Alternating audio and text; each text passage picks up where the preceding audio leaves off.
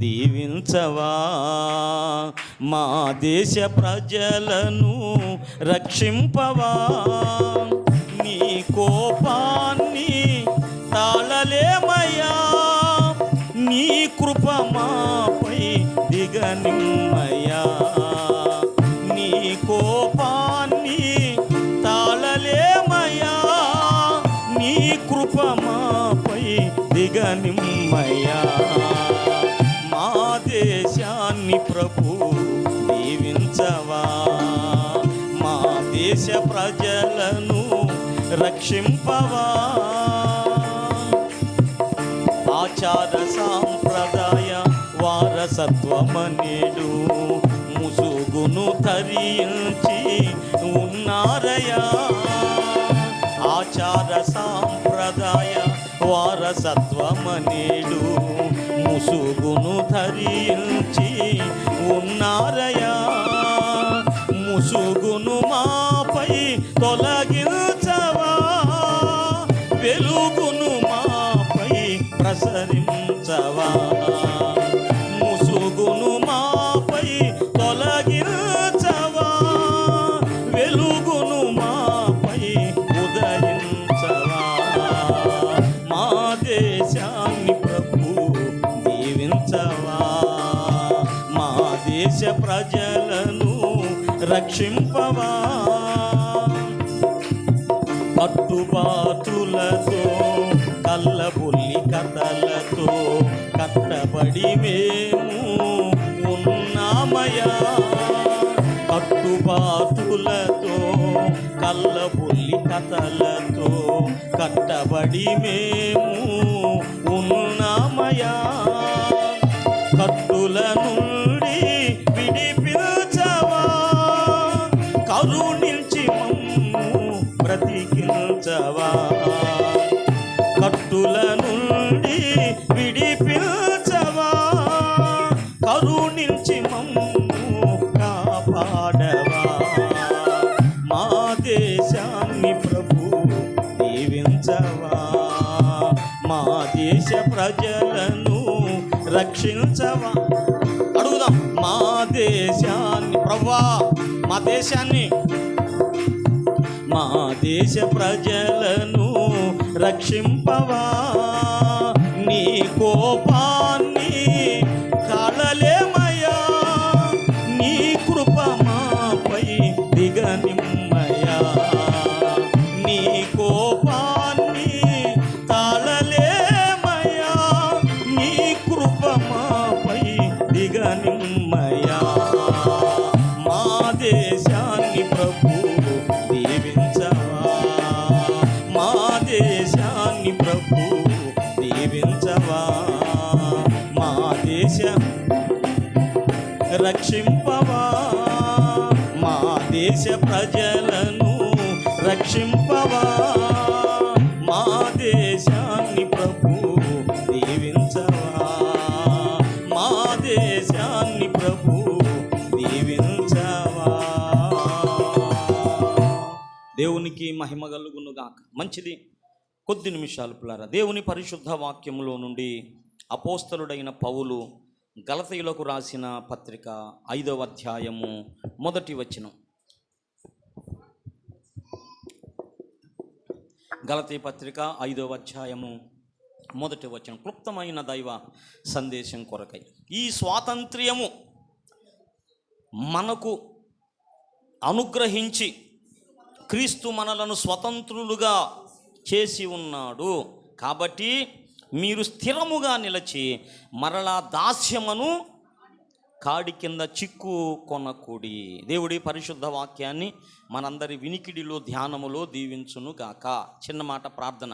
స్తోత్రమయ్యా, స్తోత్రం. ప్రేమ కలిగిన మహాపరిశుద్ధ తండ్రి, జీవము కలిగిన జీవాధిపతి, సర్వాధిపతి, విశ్వాధిపతి, నీకు స్తుతులు స్తోత్రాలు వందనాలు చెల్లిస్తున్నామయ్యా. మా ఉనికికి, మా జీవానికి, మా చలనానికి కారకుడు అయిన మా తండ్రి, నీకు వందనాలు. ఈ పరిశుద్ధ ఆరాధన కూడికలో ఇంతవరకు తోడయుండి జరిపించి నడిపించిన మీ ప్రేమ కొరకై మీకు స్తోత్రాలయ్యా.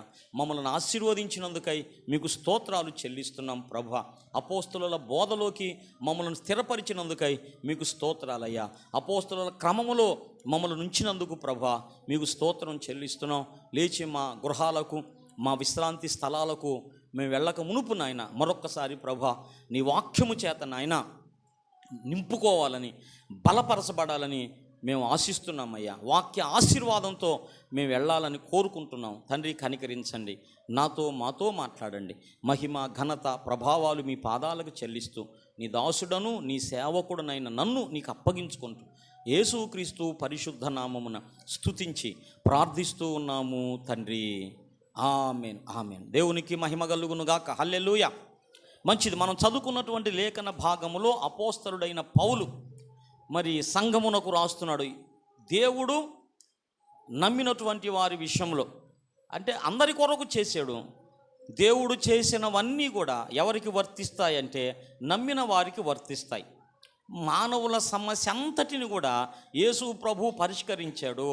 ఆ పరిష్కారంలోకి, ఆ జవాబులోకి, ఆ ఆశీర్వాదంలోకి మనము రావాలంటే విశ్వసించాలి. ఆదాము ద్వారా ఏదైతే మానవుల జీవితంలోకి ప్రవేశించినవో వాటన్నిటిని కూడా యేసయ్య పరిష్కరించాడా, ఏమన్నా మిగిల్చాడా? ఆదాము ఎఫెక్టు ఇంకా ఏదన్నా మనుషుల మీద ఉండాలని దేవుడు కోరుకున్నాడా? శిలువలో అన్నిటినీ పరిష్కరించాడా? అంటే ఆదాము ద్వారా వచ్చినవన్నిటినీ కూడా యేసయ్య శిలువలో పరిష్కరించాడు. క్రిస్మస్ సందర్భంలో ఒక పాట పాడతాం, లాలి లాలమ్మ లాలి లాలి అని పాడరే బాలయేసునకు అనే పాటలో ఒక మాట ఉంది. ఆదాము దోషమును అడ్డుపడేనమ్మా అనే మాట. ఆదాము దోషానికి ఏం పడ్డాడు? అడ్డుపడేనమ్మా. ఆదాము దోషమంతటిని కూడా ఆయన తొలగించాడు, ఎత్తివేశాడు, మనలను స్వతంత్రులుగా చేశాడు. దేవునికి స్తోత్రం. క్రీస్తు మనకి ఏం అనుగ్రహించాడు? స్వాతంత్ర్యము అనుగ్రహించాడు. స్వతంత్రులము అని ఇప్పుడు మనం అంటున్నామంటే ఒకప్పుడు మన పరిస్థితి ఏమిటి? మనమందరం బానిసలము అని అర్థం, మనమందరం ఖైదీలము అని అర్థం. ఒకప్పుడు సాతాను చెరలో ఉన్నవాళ్ళము అని అర్థం. పిల్లరా, చెరలో ఉన్న మనమందరం. భక్తుడు ఆ పాట రాశాడు, ఎన్జే కాలేబు గారు, దైవజనులు. గడిచిన వారం, అంతకు ముందు వారము మరి కేంద్ర సంఘంలో దైవజనులతో కలిశారు. ఆయన చాలా అద్భుతమైన వ్యక్తి. నేనైతే చాలా ధన్యుణ్ణయ్య ఆయన చూసి. అయితే దైవజనులకు వాళ్ళు బంధువులంట. అద్భుతమైన వ్యక్తి ఆయన. పశుశాలలో నువ్వు మరువలేదు మరువలేదు, ఒక బ్యూటిఫుల్ సాంగ్ పిల్లరా, చాలునయ్యా నీ కృప. ఈ పాటలన్నీ రాసినటువంటి దైవజనుడు అనమాట. ఆయన ఒక అద్భుతమైన పాట రాశాడు. ఏం పాట అది? మరువలేను మరువలేను మరువలేదు మరువలేదు మరువలేదు మరువలేదు నిన్ను మరచిన మమ్ము నీవు మరువలేదయ్యా మరువలేదయ్యా మరువలేదు మరువలేదు మరువలేదు మరువలేదు నిన్ను మరచి చెరలోనున్న మమ్ము వీడక ధరణికేగి నిన్ను మరచి తెరలోనున్న మమ్ము వీడక ధరణికేగి రక్తమును తెర చాటు చేసి శాప మరణ ముళ్ళు విరువ నేల పొరిగితివా మా తండ్రి నేల పొరిగితివా మా తండ్రి మరువలేదు మరువలేదు మరువలేదు మరువలేదు నిన్ను మరచిన నీవు మరువలేదయ్యా మరువలేదయ్యా. దేవునికి మహిమ కలుగునుగా. ఆ భక్తుడు ఆ చరణంలో ఏమన్నాడంటే, నిన్ను మరచి చెరలోనున్న మమ్ము వీడక ధరణికేగి. అంటే ఆయన మరిచినటువంటి మనమందరం ఎక్కడికి వెళ్ళామన్నాడు? చెరలోనికి వెళ్ళాము.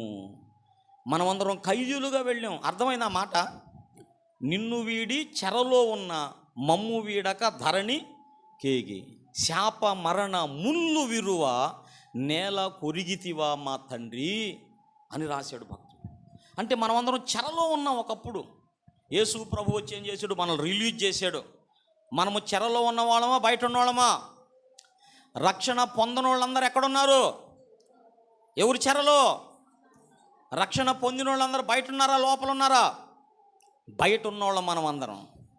మనం రిలీజ్ అయిన వాళ్ళం, ఇంకా రిలీజ్ కాని వాళ్ళు చాలా మంది ఉన్నారు. మన ఇంట్లోనే ఉన్నారు, నీ బంధువుల్లోనే ఉన్నారు, నీ రక్త సంబంధులు ఉన్నారు. వాళ్ళ కోసం ప్రార్థన చేయాల, ప్రాధేయపడాల. పిల్లరా, మనమందరం కూడా ఒక ప్రత్యేకమైన కూటాన్ని జరుపుకోవాలా. ఏనా రిలేటివ్స్ మీట్ అని ఒకటి పెట్టుకోవాలి. మనం బంధువులతో మొత్తం సమకూర్చుకొని ఒక ప్రత్యేకమైన కూటాన్ని మనం ఏర్పాటు చేసుకోవాలి. ఎవరు బంధువుల్ని వాళ్ళు పిలుచుకోవాలి. భోజనం పెట్టుకుందాం, మనం అందరం కలిసే పెడదాం. ఏంటంట పిలుచుకొని పిల్లరా ఒకసారి మనం అందరం వాక్యం చెప్పాలి. మన బంధువులకి, మన రక్త సంబంధులకు మనం మంచిగా వాళ్ళకి భోజనం ఏర్పాటు చేసి ఒక గాస్పల్ మీటింగ్ వాళ్ళ కొరకు మనం ఏర్పాటు చేస్తే తండ్రి సంతోషిస్తాడు. మనకు కూడా బాధ్యత పోయింది. నా రక్త సంబంధులకు నేను సువార్త అందించాను, వాళ్ళ విషయమే నా బాధ్యత లేదు అన్నట్లుగా దేవుని ముందు పిల్లరా మనం ధైర్యంగా ఉంటాం. జాగ్రత్త, నువ్వు రక్షణ పొందావు, నీ బంధువులు రక్త సంబంధులు ఇంకా రక్షణ పొందని వారు ఉన్నారంటే వాళ్ళ కొరకైన బాధ్యత, వాళ్ళ కొరకైన లెక్క నీ మీద లేదు. ఉందా? నీ మీద ఉంది. జాగ్రత్త. రక్షణ పొందిన నీవు రక్షణ పొందని బంధువుల విషయమై, నీ రక్త సంబంధుల విషయమై నువ్వు దేవుని దగ్గర లెక్క చెప్పాలా. నువ్వు బాధ్యుడు అయి ఉన్నావు. వాళ్ళ విషయమై మన బాధ్యత ఎప్పుడు తొలగిపోయింది? వాళ్లకు సువార్త చెప్పినప్పుడు. సువార్త విషయమై అందరికీ నేను రుణస్తున్నై ఉన్నాను అన్నాడు పౌలన్న. సువార్త విషయమై అందరికీ నేను బాకీ పడి ఉన్నాను. ఎప్పుడైతే సువార్త చెబుతానో అప్పుడు బాకీ పోయినట్లు లెక్క. దేవునికి స్తోత్రం. అప్పుడు బాకీ పోయినట్లు లెక్క. ఒక ప్రాంతం, ఒక ఊరు మనం వెళ్ళినప్పుడు పిల్లరా మనం సువార్త చెప్పాలా, మోకరించి ప్రార్థన చేయాలి. ప్రభువా, ఈ గ్రామం మరొకసారి వస్తామో రాదో, ఈ పట్టణానికి మరొకసారి వస్తామో రాదో, వెళ్ళిన పట్టణం విషయం మాత్రం మనం దేవుని దగ్గర మనం ప్రార్థన చేయవలసిన వారమై ఉన్నాం. దేవునికి స్తోత్రం. యేసయ్య మనల్ని విడిపించాడు, రక్షించాడు. పిల్లరా, దేవుడు మనకిచ్చిన స్వాతంత్ర్యాలు రెండు. మొట్టమొదట రేపు మనం భారతదేశం అంతా కలిసి మనం పండుగ చేసుకోబోతున్నాం. మన దేశానికి స్వాతంత్ర్యం వచ్చి 75 సంవత్సరాలు. ఘనమైనటువంటి సెలబ్రేషన్ దేశమంతా కూడా జరుపుకుంటుంది. అసలు మన ప్రధానమంత్రి గారు కానీ మన ముఖ్యమంత్రి గారు ఏమన్నారంటే అసలు ఫ్లాగు, జెండా ప్రతి ఇంటి మీద ఉండాలన్నాడు. పెట్టండి, దేశం మీద ప్రేమను మీరు చాటుకోండి. చర్చి మీద కూడా పెడతాం. దేశం మీద ఉన్న భక్తి ప్రేమను చాటుకునే సందర్భం ఇది. ఇండియన్ క్రిస్టియన్స్ మేము, భారతీయ క్రైస్తవులం, మేము మా దేశాన్ని ప్రేమిస్తున్నాం. మా దేశ అభివృద్ధి కొరకు మేమెంతో ప్రయాసపడుతున్నాం. మా దేశ అభివృద్ధిని కోరుకునే వాళ్ళమే తప్ప మా దేశాన్ని నష్టపరిచే వాళ్ళం కాదు మేము అని మనము తెలియపరచాలి. మన దేశం కోసం మనం ప్రార్థన చేయాలి. మన దేశానికి స్వాతంత్రం వచ్చిన దినం శుభ సందర్భం పిల్లరా.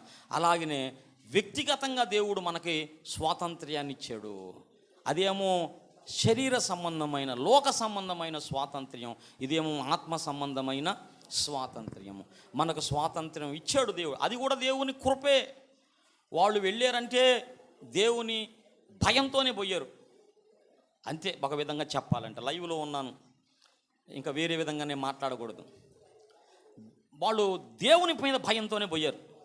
నీ కత్తికో కర్రకో కాదు, నీ తుపాకీ కాదు. ఒక సందర్భంలో దేవుడు నాకు జ్ఞాపకం చేశాడు. అదొక పద్యంగా రాశాను. మనకు స్వాతంత్రం వచ్చిందంటే మన బలముతో కాదు, ఎదురు తిరిగిన అందరినీ ఎగరేసి కాల్చారు. గాంధీ గారు చదివారు యేసయ్య సూక్తులు, శాంతి పోరాటమే స్వరాజ్యాన్ని ఇచ్చింది అని రాశా. ఒక సందర్భంలో మనకి స్వాతంత్రం వచ్చింది మన బలంతో కాదు రామ్సు. ఎదురు తిరిగిన అందరూ ఏం చేశారు?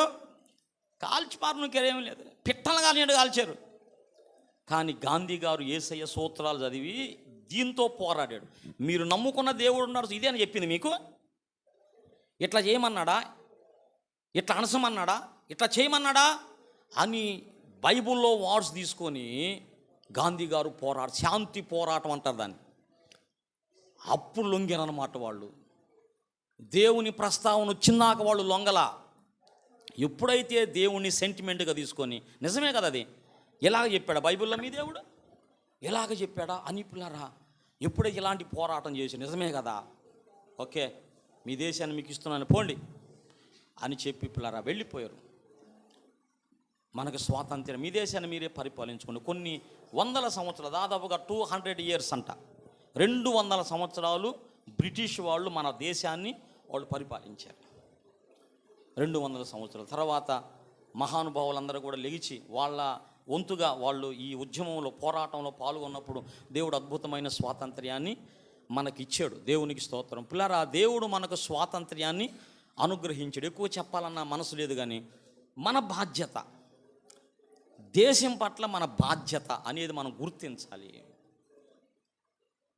క్రిస్టియన్స్గా ఆ బాధ్యత, అసలు క్రిస్టియన్ లైఫ్ అంటేనే ఒక బాధ్యతాయుతమైన జీవితం అని అర్థం, ఒక క్రమబద్ధమైన జీవితం అని అర్థము, ఇతరుల కొరకు ఆలోచించే జీవితం అని అర్థం. క్రిస్టియన్ లైఫ్ అంటేనే ఒక బాధ్యతాయుతమైనది, ఒక క్రమబద్ధమైనది, ఒక డిసిప్లైన్తో కూడుకున్నది, ఒక వినయంతో కూడుకున్నది, ఒక విధేయతతో కూడుకున్నది, ఒక శాంతితో కూడుకున్న జీవితం ఇది క్రిస్టియన్ లైఫ్ అంటే. కనుక మనము మన దేశము గురించి మనం ఆలోచించాలి. ఏ రాజు, ప్రసంగిలో ఒక అద్భుతమైన మాట ఉంది, ఏ రాజు అయితే భూ విషయమై శ్రద్ధ కలిగి ఉంటాడో ఆ దేశం అంటే అన్ని విషయాల్లో ఆశీర్వదించబడింది. దేవునికి మహిమ కలుగునుగాక. ప్రసంగి గ్రంథంలో ఒకసారి అండమ్మా, ప్రసంగి గ్రంథము, ఏ రాజు భూ విషయమై 5వ అధ్యాయము 9వ వచనం. దొరకలేదమ్మా, ప్రసంగి గ్రంథం 5:9. ఏ దేశములో రాజు భూ విషయమై శ్రద్ధ పుచ్చుకొనునో ఆ దేశమునకు సర్వ విషయములందు మేలు కలుగును. ఏం కలుగునంటామా? మనకు మేలు కలిగిద్ది. ఏ విషయంలో పిల్లల, భూ విషయంలో ఎవరైతే శ్రద్ధ తీసుకునేవారు అయి ఉంటారో వారు, ఆ దేశం దీవించబడింది. రాజైన వారు భూ విషయమై శ్రద్ధ తీసుకోవాలి. మళ్ళీ చదువు అర్థం కావటం కోసం అమ్మ జాగ్రత్త. ఏ దేశములో రాజు భూ విషయమై శ్రద్ధ పుచ్చుకొనునో ఆ దేశములో సర్వ విషయములందు మేలు కలుగును. దేవునికి స్తోత్రం చెప్పండి. రాజు అయిన వ్యక్తి ఏ విషయంలో శ్రద్ధ తీసుకోవాలంట? భూ విషయములో, భూ విషయాలలో. అంటే అగ్రికల్చర్ అనే కాదు, అంటే వ్యవసాయ సంబంధమైన విషయాల మీద మనసు ఉంచితేనే డెవలప్మెంట్ అవుతుందని కాదు, అది కాదు అని అర్థం. అసలు రాజు అంటే ఎవరు ఇంతకీ? జగనా? రాజు అంటే ఎవరయ్యా? చూడండి, ఇప్పుడు 1 కొరింథీ పత్రిక 4వ అధ్యాయము 8వ వచనం చూడండి. 1 కొరింథీ పత్రిక, అమ్మా, ఇది వరకే ఏమియు కొదువలేక తృప్తులైతిరి. ఇది వరకే ఏమయ్యా మనం? ఐశ్వర్యవంతులమయ్యామో. ఎప్పుడో అది వాడికే మహారాజు అండి, పుట్టుకతోనే ధనవంతుడండి, పుట్టుకతోనే కోటీశ్వరుడు అంటారు కొంతమందిని. గమనించావా? పుట్టుకతోనే ఏందంట? మరి నువ్వెవరు నాకు అర్థం కాదు. యేసయ్యకు పుట్టినప్పుడే నువ్వు ధనవంతుడువా కాదా? నా మాటలు పిల్లరా కొంచెం తీసుకోండి మీ హృదయాల్లోకి. యేసయ్యలో ఎప్పుడైతే పుట్టామో, యేసయ్య కడుపును ఎప్పుడైతే పుట్టామో, మా నాన్న కడుపున, యేసురత్నం కడుపును పుట్టినప్పుడు నేను బేదవానికి వచ్చాను. కానీ రెండోసారి యేసయ్యకు పుట్టా. యేసయ్యకు పుట్టడంతోనే నేను ఐశ్వర్యవంతునిగా పుట్టా. నమ్మినోడు స్తోత్రం చెప్పండి. అది ఐశ్వర్యవంతునిగా పుట్టి ఇదివరకే అంటే నా మాటకు అర్థమై, నువ్వు రక్షణ పొందినప్పుడే, రక్షణ పొందుటతోనే నువ్వు ఐశ్వర్యవంతుడు అయ్యావో, రక్షణ పొందుటతోనే నువ్వు తృప్తి కలిగిన వాడు అయిపోయావు, కొదువలేని వాడు అయిపోయావు. రక్షణ పొందుట వలన మనము పిల్లల కింగ్స్మయం. దేవునికి స్తోత్రం. మీరు రాజులైతిరి. చదవండి, ఆ మాట ఉందా? ఇదివరకే మీరు ఐశ్వర్యవంతులైతిరి, మమ్మల్ని విడిచిపెట్టి రాజులైతిరి. రాజులైతిరి. ఒక పాట స్టీవెన్సన్ గారు రాశారు, క్రిస్మస్ సాంగ్. అది ఉన్ని కృష్ణన్ అని ఒక మంచి గాయకుడు, శాస్త్రీయ సంగీతం తెలిసిన వ్యక్తితో పాడిచ్చాడు ఆ పాట. పుట్టి ఒకడు రాజు అగుట సహజము, రాజుగానే పుట్టి ఒకడు రాజు అయ్యేది సహజము. పుట్టి ఒకడు రాజ్యమేలేది సహజము, రాజుగానే జన్మించినావు చిత్రము అన్నాడు. రాజుగానే జన్మించావయ్యా, రాజుగానే జన్మించావు. చిరము వంచి సర్వలోకము యేసుదేవాని ముందు. సర్వలోకము యేసయ్య ముందు ఏమొచ్చింది? ఆ పాటలో పుట్టి ఒకడు రాజ్యమే లేదు, అది వేరు. రాజుగానే పుట్టావయ్యా నువ్వు. యూదులు ఏమన్నారు? వాళ్ళు జ్ఞానులు ఏమన్నారు వచ్చి, యూదుల రాజుగా పుట్టినవాడు ఎక్కడా? యూదుల రాజుగా పుట్టినవాడు ఎక్కడ? ఆయనను మేము పూజింప వచ్చితిమి. ఆలోచించండి, పుట్టిన తర్వాత రాజు అవుతాడా, పుట్టుకతోనే రాజు అవుతాడా? ఆలోచించండి. ఎవరైనా పుట్టి చదువుకొని పెద్దోళ్ళయి అనుభవంలో రాజకీయాల్లోకి వచ్చి పార్టీ గెలుచుకొని పిల్లారా, జగన్ గారు సీఎం అయ్యారు. ఒక్కసారి అయ్యారా? పుట్టుకతోనే అయ్యాడు అసలు. ఈయన పుట్టినప్పుడు వాళ్ళ నాన్నగారు రాజకీయాల్లోకి రాలా. వాళ్ళ నాన్నగారు వైద్యుడిగా ఉన్నారు, డాక్టర్ గారుగా ఉన్నాడు. మంచి డాక్టర్గా పేరుంది ఆయనకి. ప్రజల మధ్యలో ఎవరైనా పేదోళ్ళు పోతే ఉచితంగా వాళ్ళకి వైద్యం చేస్తాడంట. డాక్టరుగా మంచి పేరు తెచ్చుకొని ఆయన సేవా మనసు కలిగి, ఇది రాజకీయాల్లోకి వస్తే ఇంకా సేవ చేయగలను కదా అని రాజకీయాల్లోకి ఎంటర్ అయ్యి అప్పుడు ఆయన రాజకీయాల్లో రావటం మొదలుపెట్టాడు. అప్పుడు పుట్టాడు ఈయన. పుట్టి చదువుకొని ఒక సమయం వచ్చింది, తండ్రి అడుగుల్లో నడిచాడు. ఒక సమయం వచ్చింది, ప్రారంభంలో బిజినెస్ చేసుకున్నాడంట. తర్వాత పాలిటిక్స్లోకి ఎంటర్ అయ్యాడు. ప్రారంభంలో అట్లాగే ఉన్నాడు. తర్వాత అసలు పార్టీ పెట్టాడు. ఒక పర్యాయం ఓడిపోయాడు కదా, ఓడిపోయాడు. సెకండ్ టైంలో ఆయన సీఎంగా అయ్యాడు. అది వేరైన విషయం. అంటే నేనేం చెప్తున్నానంటే, పుట్టుకతో ఎవరు కారు అంటున్నాను. యేసయ్య పుట్టుకతోనయ్యాడు. యేసు ప్రభువునందు విశ్వాసం ఉంచిన వాళ్ళందరూ కూడా ఆయనలో పుట్టినప్పుడే రాజులయ్యారు. నమ్మినోళ్ళు స్తోత్రం చెప్పండి, చప్పట్లు కొట్టండి గట్టిగా. అది నమ్మితే అట్టుండిద్ది. ఏం బాబు, పుట్టుకతోనే నా యేసయ్య ఎట్ట రాజుగా పుట్టాడో నేను కూడా పుట్టుకతోనే రాజుని. I am the king, I am the queen అనుకోవాలి. మీరేమనుకోవాలా? పుట్టుకతో రాణిలం మేము అని మీరు అనుకోవాలి. పుట్టుకతో రాజులమని మేము అనుకోవాలి. రాజులు మనం, అది మనం రాజులము. అక్కడే ఇంకో చోట ఉందా? మన నమ్మిక ప్రకారం 2 లేఖనాలు ఉండాలిగా. దైవజనులు నేర్పిన దాన్ని బట్టి 2 లేఖనాలు ఉంటేనే దాన్ని మనం స్థిరపరుచుకోవాలి. రాజును అని అక్కడ ఇంకో చోట ఎక్కడ చెప్పాడు? పేతురు రాసిన మొదటి పత్రిక 2వ అధ్యాయం 9వ వచనం. చీకటిలో నుండి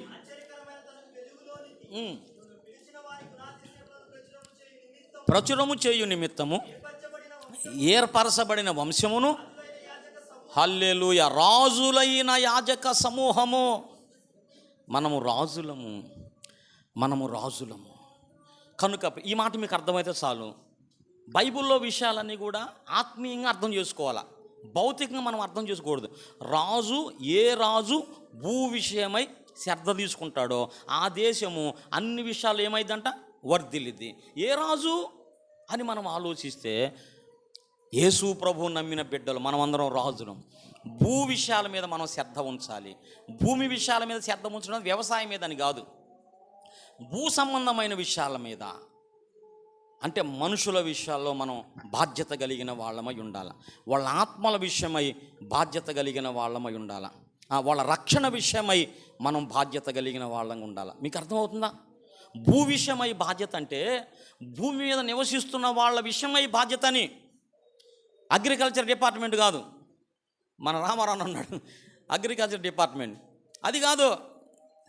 భూ విషయం అంటే భూమి మీద నివసిస్తున్న మనుషుల విషయం మీద మనం శ్రద్ధ నిలపాలి. అంటే వాళ్ళ రక్షణ మీద మనం శ్రద్ధ నిలపాలి, వాళ్ళ అభివృద్ధి మీద మనం శ్రద్ధ నిలపాలి, వాళ్ళ మంచి జీవితాల మీద మనం శ్రద్ధ నిలిపి మనం పనిచేయు వారమై ఉండాలి. ఇది నాకు అర్థమైంది పరిశుద్ధాత్మ గ్రహింపులు. మనం అప్పుడు పిల్లరా మనము ఎప్పుడైతే మనుషుల మీద వాళ్ళ మంచి జీవితాల మీద, అసలు ఒక మనిషికి మంచి జీవితం అది ఎట్లా వచ్చింది? ప్రభువుతో కలిసినప్పుడే. ప్రభువుకు వేరుగా ఎవరు మంచి జీవితాన్ని జీవించలేరు. ప్రభువుతో కలిసినప్పుడు వాళ్ళు అన్ని విషయాల్లో బాగుంటారు. కాబట్టి భూమి మీద శ్రద్ధ అంటే భూమి మీద మనుషులను పిల్లరా వాళ్ళ మీద మన శ్రద్ధ నిలిపి సృష్టికర్తతో వాళ్ళను సమన్వయపరిస్తే, సృష్టికర్తతో వాళ్ళని కనుక మనం కలపగలిగితే, చూడండి పిల్లరా, అభివృద్ధి పొందిన దేశాలు అని చెప్పుతామయ్యా. చెప్పండి ఏ దేశాలు అవి? ఏ దేశమన్నా చూడండి, అది క్రిస్టియన్ కంట్రీ. అభివృద్ధి పొందిన దేశాలంటే ఏంటి అయ్యా? అమెరికా అభివృద్ధి పొందింది, ఆస్ట్రేలియా అంటారు, ఫ్రాన్స్ అంటారు, ఇంకా ఏదో చెబుతారు. అభివృద్ధి ఎందుకు అభివృద్ధి పొందింది అది? ఎందుకంటే దేవుని విషయమై వాళ్ళు సరైన గ్రహింపును కలిగి ఉన్నారు, దేవునికి ఇచ్చే స్థానాన్ని వాళ్ళు ఇస్తున్నారు కనుక వాళ్ళ దేశం అభివృద్ధి పొందింది, వాళ్ళ దేశం విస్తరిస్తుంది. మన దేశంలో జనాభా కంటే చాలా తక్కువ జనాభా అమెరికా, కానీ అన్ని విషయంలో డెవలప్ అయిపోయింది. ఇజ్రాయేల్ దేశం అన్ని విషయాలు చిన్నది. ఇది గుడ్ న్యూస్ ఒకటి వేసాడు పేపర్లో, ఎంతమంది అబ్జర్వ్ చేశారో. ఇజ్రాయేలు శాస్త్రజ్ఞులు మామూలుగా పిల్లలను పుట్టించడం అనే ఒక ప్రక్రియను వాళ్ళు ల్యాబులో కనిపెట్టారంట. అంటే అసాధారణ పరిస్థితుల్లో, సాధారణ పరిస్థితుల్లో కాక ఈ టెస్ట్ ట్యూబ్ బేబీ లాగా కూడా కాకుండా మరొక పద్ధతిలో ఒక చిట్టులకు మీద ప్రయోజనం చేశారంట. అది కొంతవరకు సక్సెస్ అయింది. పేపర్ చూస్తున్నారా? పేపర్ చదివేవాళ్ళు ఎంతమంది? బైబిల్ చదివేవాళ్ళు ఎంతమంది? బైబిల్ చదవండి, పేపర్ కూడా చదవండి. ఇది జనరల్ నాలెడ్జ్. ఎక్కడ ఏం జరుగుతుంది, పేటలో ఏం జరుగుతుంది, ఒక పేపర్ చదవటం వల్ల కలిగి ఉపయోగం చెబుతాను. నువ్వున్న పట్టణంలో జరిగే పరిస్థితులు తెలుసుకుంటావు, నువ్వున్న జిల్లాలో జరిగే పరిస్థితులు తెలుసుకుంటావు, రాష్ట్రంలో జరిగే పరిస్థితులు నీకు తెలుస్తాయి, అసలు ప్రపంచవ్యాప్తంగా ఏం జరుగుతుంది అనే పరిస్థితులు తెలుస్తాయి. సల్మాన్ రషీదీ అని ఒక రచయిత మన ఇండియాలోనే పుట్టాడు. ఆయన ముస్లిం కుటుంబంలో పుట్టాడు. అయితే ఇంగ్లాండ్లో చదువుకున్నాక ఆయన రచయిత. ఆయన రచనల్లో ఒక నావెల్స్ అని చాలా 14 రాశాడంట. అందులో ఒకదాని పేరు ఏంటంటే సాటానిక్ వర్సెస్. ఏం పేరు? సాటానిక్ వర్సెస్ అని ఒక బుక్ రాశాడు. ఆ బుక్ మీద దుమారం లేచింది. అంటే ఆ బుక్కును గురించి ఇరాను దేశంలో ప్రధానమంత్రి ఆయన మీద ఒక పత్వా అంటారు దాన్ని, అంటే ఒక చట్టం రిలీజ్ చేశాడు. అతను ఎక్కడ కనబడితే అక్కడ చంపేసేయండి. అతను చంపినప్పుడు కొన్ని కోట్ల ప్రైజు బహుకరించాడు. అతను చంపితే ఇన్ని కోట్ల డబ్బు ఇస్తానని. ఇంతగా బుక్ ఏమిటి అని మనం ఆలోచిస్తే ఏదో మత సంబంధమైనటువంటి విషయం, మహమ్మద్ ప్రవక్తను గురించి ఏదో రాశాడంట ఆయన. అది ప్రూఫ్స్తో, మనకైతే తెలియదు కానీ ప్రూఫ్స్తో అది చాలా దుమారం లేచింది. అప్పటి నుంచి ఆయన ఎక్కడ కనపడినా అక్కడ చంపాలి. ఆయన ఒక పట్టుబట్టారు. ఆ బుక్కుని జపానీస్ భాషలోకి ఒక ప్రొఫెసర్ గారు, ఒక యూనివర్సిటీ ప్రొఫెసర్ గారు జపానీస్ భాషలోకి దాన్ని ట్రాన్స్లేషన్ చేస్తే ఆ యూనివర్సిటీ ఆ క్యాంపస్లోనే ఆయన చంపేశారయ్యా. తర్వాత ఫ్రాన్స్లోనో ఇంగ్లాండ్లోనో మరొక ఆయన దాన్ని తన భాషలోకి ఇంగ్లీష్లోకి ట్రాన్స్లేట్ చేసినందుకు అక్కడున్న అతను చంపేశారు. అంటే ఆ బుక్ ఎక్కడ ప్రింట్ కాకూడదు, ఎవరు చదవకూడదని చదవ. అప్పటి నుంచి ప్రాణ భయంతో ఆయన ప్రాణాన్ని గుప్పిట్లో పెట్టుకొని బతుకుతున్నాడు.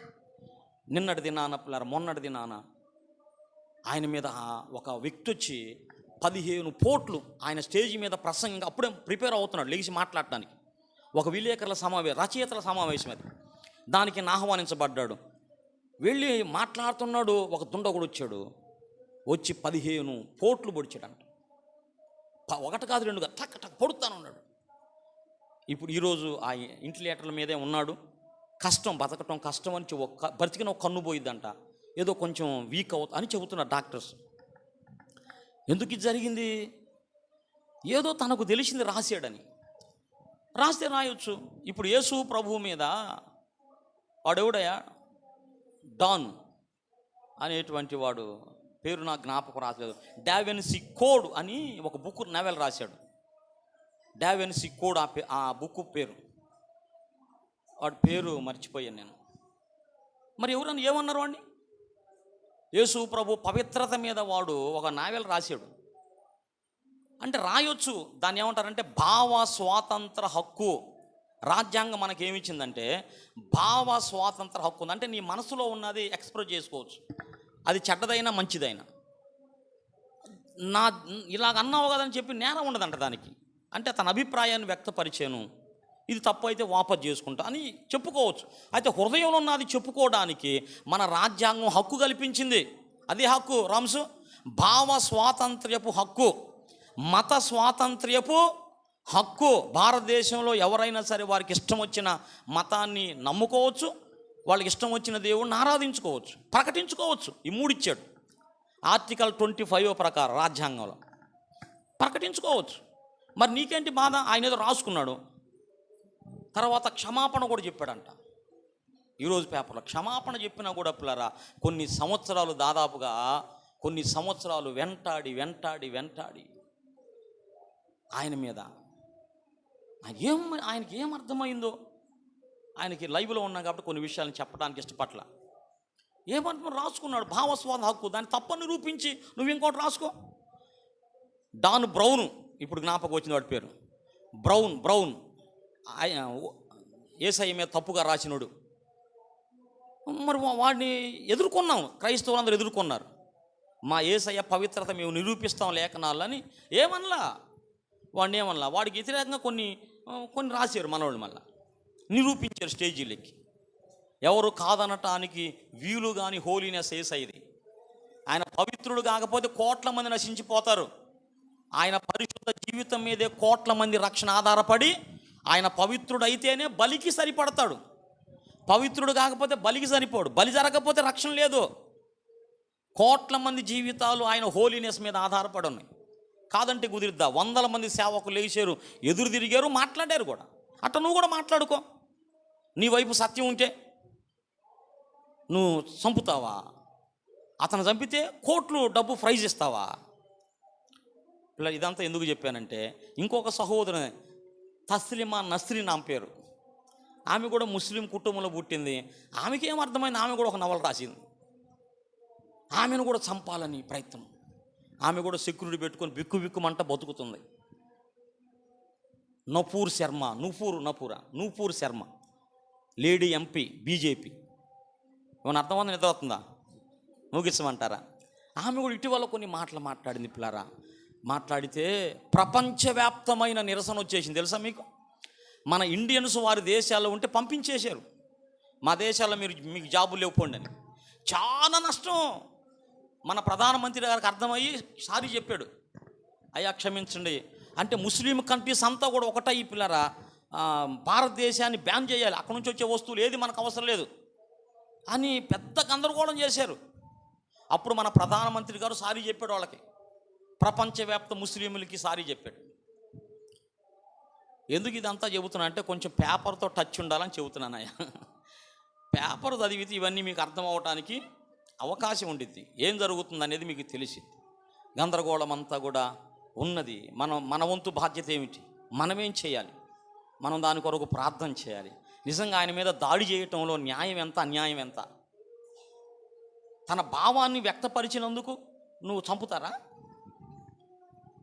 పిల్లరా, మనము ఆలోచించు, తప్పైతే ఖండించు. తర్వాత ఆయన కూడా సారీ చెప్పాడు. మీ మనోభావాలు దెబ్బతీసినట్లుగా ఉంటే నన్ను క్షమించండి అన్నాడు కూడా. దేవునికి స్తోత్రం. నేను ఎందుకు చెబుతున్నాను, ఈ విషయాలన్నీ కూడా కొంచెం మనం టచ్లో ఉంటే ఈ విషయాలన్నీ కూడా మనకు తెలుస్తాయి. మనం ప్రార్థన చేస్తాం, మన దేశం కోసం మనం ప్రార్థన చేస్తాం. స్వతంత్రం వచ్చింది కానీ, మన దేశానికి స్వతంత్రం వచ్చింది కానీ అభివృద్ధి లేదు. మన దేశానికి స్వతంత్రం వచ్చిందని మనం చెప్పుకుంటున్నాం కానీ ఐక్యత లేదు. మన దేశానికి స్వతంత్రం వచ్చిందని చెప్పుకున్నాం కానీ భద్రత లేదు. భయంకరంగా పిల్లరా ఆడపిల్లను పాడు చేయటం. ఉందా భద్రత? మనకు స్వాతంత్రం వచ్చిందని చెప్పుకున్నాం, పిల్లరా, కులాల మధ్యలో ఆ విభేదాలు పోలా, మతాల మధ్యలో విభేదాలు పోలా. కనుక మన దేశం అభివృద్ధి పొందాలంటే మనకు అర్థమైంది ఒక్కటే, క్రైస్తవులంగా యేసయ్యే అభివృద్ధికి కారకుడు. దేవునికి స్తోత్రం. ఆయన వైపు మన ప్రజలందరూ తిరుగునట్లుగా భూ విషయమై మన శ్రద్ధ పెట్టాలి. మన దేశం అభివృద్ధి పొందాలంటే, వర్ధిల్లాలంటే, ఆశీర్వదించబడాలంటే మన దేశ ప్రజలందరూ కూడా యేసయ్య వైపు చూసినట్లుగా మన వంతుగా మనము ప్రయత్నించాలి. దేవునికి స్తోత్రం. ఇది స్వాతంత్ర దినోత్సవ సందర్భంగా స్పెషల్ మెసేజ్. ఇక అది పెట్టండి. భూ విషయమై మనం ఏం తీసుకోవాలి? శ్రద్ధ తీసుకోవాలి. అంటే ఎట్లా? ప్రజలందరూ కూడా యేసయ్య వైపు చూస్తున్నట్లుగా మనం కొన్ని పనులు చేయాలి. ముగింపుకు వచ్చాను. నంబర్ 1, మనము ప్రార్థన చేయాలి. మనం ప్రార్థన చేయాలి. మన దేశం కోసం మనం ఏం చేయాలి? దేవా, దర్శించు మా దేశాన్ని, భారతదేశాన్ని అని మన భారతీయుల కోసం మనం ప్రార్థన చేయాలి. మన సాటివారు, నేను నా దేశాన్ని ప్రేమిస్తున్నాను, సుసంపన్నమైన బహువిధమైన నా దేశ వారసత్వ సంపద నాకు గర్వకారణం, నేను భారతీయుడను, నా దేశాన్ని నేను ప్రేమించి ఏం చేస్తావు? ప్రార్థన చేస్తావు. ప్రార్థన చేయాలి. రెండవది, సువార్త చెప్పాలి. అర్థమైన సువార్తలో ఉన్న ఆశీర్వాదం అంతా కూడా సువార్త అంటే యేసయ్య చేసిన పనిని చెప్పాలి. ఒక మనిషి దీవించబడాలంటే యేసయ్య కావాలి ఆ మనిషికి. యేసయ్య లేకుండా అభివృద్ధి ఎక్కడి నుంచి వచ్చింది బాబు? యేసయ్య కావాలి మన దేశానికి. అనేకులు మన ప్రభువుని నమ్మాలి, హెచ్చించాలి, ఘనపరచాలి, గౌరవించాలి. ఒక బ్యాడ్ న్యూస్ వచ్చింది ఇవాళ పేపర్లో. అదేమిటంటే హిమాచల్ ప్రదేశ్లో అసెంబ్లీ ఒక తీర్మానం చేశారు. రామారావున ఏం చేశారంటే, మత విరోధ చట్టం, సువార్త ప్రకటించకూడదు. సువార్త ప్రకటించి 2 కంటే మించి బాప్తిస్మాలు గనక ఇస్తే 10 సంవత్సరాల జైలు శిక్ష. ఈరోజు పేపర్లో హిమాచల్ ప్రదేశ్ స్టేట్ కూడా చెబుతున్నానుగా, ఆ గవర్నమెంట్ అసెంబ్లీ ఏం తీర్మానం చేశారంటే నిన్న, ఆ స్టేట్లో సువార్త ప్రకటించకూడదు. సువార్త ప్రకటించి ఒకళ్ళకి బాప్తిస్మ ఇవ్వచ్చంట. ఒకరికంటే ఎక్కువగా 2, 3 కనుక బాప్తిస్మాలు ఇచ్చినట్టు ప్రూవ్ అయితే 10 years జైలు శిక్ష. పోయి మరొకసారి పేపర్ చదవండి, ఉందో లేదో నాకు చెప్పండి. ఇంత భయంకరమైన పరిస్థితులు వస్తూ ఉన్నాయి. రేపు మన స్టేటుకు రాదని ఏమి నమ్మకం? ఎందుకంటే కేంద్రంతో ముడిపడి ఉంది. వాళ్ళ సహాయం కావాలి మనకి. ఈయన డైరెక్ట్గా స్వతంత్రంగా ఉండడానికి, మాట్లాడడానికి బలము లేదు మన దగ్గర. బలం ఉంటే ఎదురు తిరిగి మాట్లాడతాడు కేంద్రానికి. అన్ని విషయాలు ఎందుకు అలా ఉన్నాడు అనుకుంటున్నారు? ప్రభువు నమ్మిన వ్యక్తి అయ్యుండి, రోజు ప్రేయర్ చేసుకునే వ్యక్తి అయ్యుండి కూడా కొన్ని విషయాలు ఎందుకు అట్లా ఉంటున్నాడు? ఎందుకో చెప్పండి. ఎందుకంటే పూర్తి అధికారము కేంద్రాన్ని ఎదిరించి కొన్ని విషయాల్లో వాళ్ళ దగ్గర నుంచి తీసుకునే ఆ హక్కు సంపూర్ణ సపోర్ట్ ఆయన గట్టిగా మాట్లాడడానికి రాలేదు. కనుక ఆధారపడాలి. ఆయన ఏం చేయమంటే అది చేయాలి. ఈయన కూడా ఇలా చేస్తున్నాం, మీ స్టేట్లో కూడా చేయండి, మేము పార్లమెంట్లో బిల్లు చేసాం, మీ అసెంబ్లీలో కూడా చేయండి అంటే తప్పదేమో. మరి రేపు విషయం ఏమైందో, ఈ పాస్టర్స్ కోసమని ఈ డబ్బంతా కూడా నెక్స్ట్ వీక్లో వేస్తాడంటనా. దానికి ఇంత కోట్లు రెడీ చేశాడంట సీఎం గారు. ఈ మంత్లీ ఏదో సపోర్టు దేవుని కృపలు వద్దన్నా నేను. అదేం వద్దులేమ్మా, మీరు పక్కన పెట్టుకోండి, ఇంకెవరికన్నా ఇచ్చుకోండి అని చెప్పా. ఒకవేళ వేస్తే అవి పడిందాక అనుమానమే. ఆయన ప్రిపేర్ అయ్యాడంట. మరి ఆ న్యూస్ గుడ్ న్యూస్ అనమాట. అది ఇన్ని కోట్లు ఇక చేస్తున్నాడు, అకౌంట్లో వేయబోతున్నాడు సేవకుల కోసమని. ఏం జరిగిద్దో ఈ లోపుగా ఏదో ఒక మళ్ళీ వచ్చేసింది. కనుక మనం ప్రార్థన చేయాలి. మన దేశం కోసం మనం ఏం చేయాలి? ప్రార్థన చేయాలి. మన నాయకుల కోసం ప్రార్థన చేయాలి. సామెతలు 21:1 ఉన్నట్లుగా రాజు హృదయము యెహోవా చేతిలో నీటి కాలువల వలె. వీళ్ళందరూ ఈ పగ్గాలు ఎక్కడున్నాయి? యేసయ్య చేతిలో ఉన్నాయి. కనుక మనం ప్రార్థన చేస్తే అవి నీ వైపుగా తిప్పుతాడు. అవి ప్రార్థన చేస్తే నీ వైపుగా తిప్పుతాడు. వాళ్ళ హృదయాలు నీ వైపుగా తిప్పుతాడు. చిత్రహింసలు పెడుతున్నాడు. ఆ దిన రోమా ప్రభుత్వం క్రైస్తవులు ప్రార్థన చేశాడు. కాంటైస్టన్ అనేటువంటి ఒక రాజు హృదయాన్ని యేసయ్య మార్చాడు, అతను దర్శించాడు. వెంటనే పిల్లరా అసలు మన క్రైస్తవ మతాన్ని స్టేట్ రిలీజియస్గా చేశాడు ఆయన. క్రైస్తవులకి ఎంతో ఆశీర్వాదకరంగా ఆయన జీవించాడు. దేవుడు ఏదైనా చేయగలడు. మనం నాయకుల కోసం ప్రార్థన చేయాలా, మన దేశం కోసం ప్రార్థన చేయాలా, దేశంలో ఉన్న ఆత్మలు రక్షణ పొందాలి అని మనం ప్రార్థన చేయాలి. ఏ రాజు భూ విషయమై శ్రద్ధ తీసుకుంటాడో ఆ దేశం అన్ని విషయాల్లో వర్ధిల్లిద్ది. ఇది అంతకుముందు మినిస్టర్ గారు వైఎస్ రాజశేఖర రెడ్డి గారు ఇది ఆలోచించాడు. ఆయన ఏదో అన్నీ కూడా ఎక్కువగా వ్యవసాయం మీద ఆయన మనసు పెట్టాడు. అలా జరగవచ్చు. అయితే మనం ఆత్మీయంగా తీసుకున్నప్పుడు మనము దేవుని పిల్లలంగా, దేవుని చేత రాజులుగా చేయబడ్డ మనం ప్రార్థన చేస్తే, మనం ప్రభువు పాదాలు పట్టుకుంటే, సువార్త చెప్పుట వలన మనం మన దేశానికి మనం మేలు చేయగలిగిన వాళ్ళం అవుతాం. నిజంగా మనం దేశాన్ని ప్రేమిస్తే ఇలాగ మనం చేస్తాం. ఇలాంటి కృప, ఇలాంటి తీర్మానం దేవుడు మనందరికీ దయచేయునుగాక. ప్రార్థన చేసుకుందాం. తలలు వంచితే ప్రార్థన చేద్దాం. దేవా, మా దేశాన్ని దీవించయ్యా, మా దేశాన్ని రక్షించయ్యా. మా దేశం కోసం నీ పిల్లలంగా మేము ఏం చేయాలో అది చేయటానికి సహాయం చేయి. ఎన్నో విషయాలు ఉన్నాయి పిల్లరా, సమయం లేదు. ప్రార్థన చేసుకుందాం. మన దేశం పట్ల మనం కృతజ్ఞులమైందాం.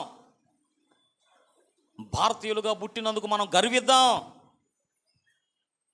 భారతీయులంగా పుట్టించినందుకు దేవునికి స్తోత్రాలు చెబుదాం.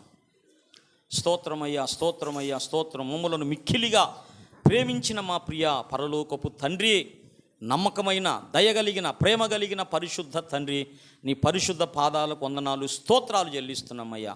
నాయనా, మా దేశానికి మీరు స్వాతంత్ర్యాన్ని అనుగ్రహించిన ఆ శుభదినాన్ని మేము జ్ఞాపకం చేసుకుంటూ మిమ్మల్ని స్తుతిస్తున్నాం ప్రభా, ఆరాధిస్తున్నాం. రేపు జరగనున్నటువంటి నాయన ఆ ప్రభా ఆ కార్యక్రమం అంతటిని, ఆ పండుగ అంతటిని కూడా ఘనముగా ప్రభా మేము సెలబ్రేషన్ చేసుకోవటానికి అయ్యా మీరు కృప చూపించమని ప్రార్థన చేస్తున్నాం. అయ్యా ఈ దినం ప్రభా మాకు మీరు అందించిన ఈ ప్రత్యేక సందేశం కొరకై నీకు స్తోత్రాలు ప్రభా. ఏ రాజు అయితే నాయన భూమి విషయమై శ్రద్ధ కలిగి ఉంటారో ఆ దేశం అన్ని విషయాల్లో ఆశీర్వదించబడిద్దని చెప్పావయ్యా. ఆత్మీయంగా మేము తీసుకున్నప్పుడు రాజులు ఎవరయ్యా? మేమే కదా దేవా. నాయన మేము నాయన భూమి మీదున్న మనుషుల విషయమై ప్రభా మేము శ్రద్ధ తీసుకోవాలని, వారి రక్షణ కొరకు మేము పనిచేయాలని, వారు నీ వైపు చూసేటట్టుగా మేము ప్రయత్నించాలని, వారిని నీ దగ్గరకు తీసుకొచ్చేటట్టుగా మేము ప్రయత్నించాలని, అప్పుడు నాయన మా దేశమంతా నీ వైపు చూసినప్పుడు మా దేశం గొప్పగా దీవించబడిద్దయ్యా. ప్రపంచ దేశాలకి అగ్రదేశంగా మా దేశం ఉండిద్దయ్యా. అది మా ప్రార్థన ప్రభా, మా ప్రార్థనయ్యా. తండ్రి కనికరించు. భక్తులందరూ మా దేశంలో పుట్టించేవయ్యా తండ్రి. సాధు సుందర్ సింగ్ గారిని మా దేశం నుంచి నువ్వు లేవనెత్తావు ప్రభా. భక్త సింగ్ గారిని మా దేశంలోంచి నువ్వు లేవనెత్తావయ్యా. దానియలయ్య గారిని మా దేశంలోంచి నువ్వు లేవనెత్తావు ప్రభా. ఎందరో భక్తులనిచ్చిన గడ్డ ప్రభా. అయ్యా నీ పాదాలకు వందనాలు ప్రభా, నీకు స్తోత్రాలయ్యా. అలాగూ మా దేశమంతటి కొరకు పనిచేయగలిగిన కృప నాయన మందరికి దయచేయండి ప్రభా.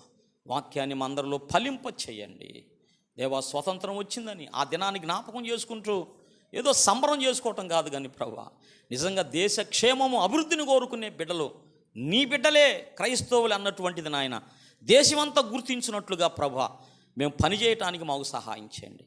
ఆత్మల కొరకు ప్రయాసపడటానికి మాకు సహాయం చేయండి. సమస్త ఘనత, మహిమ, ప్రభావాలు మీ పాదాలకు చెల్లిస్తూ వెళుతుండగా మమ్మల్ని అందరినీ మీ దీవెనలతో నింపి పంపించమని, వారమంతా కూడా విజయోత్సాహంతో నీ ఆత్మచేత మమ్మల్ని ఊరేగించమని, మమ్మల్ని వాడుకోమని మహిమ ఘనత మీకు చెల్లిస్తూ యేసయ్య గొప్ప నామమున, పరిశుద్ధ నామమున స్తుతించి ఆరాధించి ప్రార్థిస్తూ ఉన్నాము తండ్రి. తండ్రి అయిన దేవుని ప్రేమ, రక్షకుడైన యేసయ్య కృప, పరిశుద్ధాత్మ దేవుని సన్నిధి సహవాసము చేరి వచ్చిన మనందరికీ ఈ దినాన యేసయ్యను ఆరాధించుకున్న భక్తులందరికీ, పరిశుద్ధులందరికీ, సార్వత్రిక సంఘం అంతటికి సదాకాలము తోడై నడిపించునుగాక. ప్రభు యేసు రక్తమునకే జయం, ప్రభు యేసు నామమునకే జయం.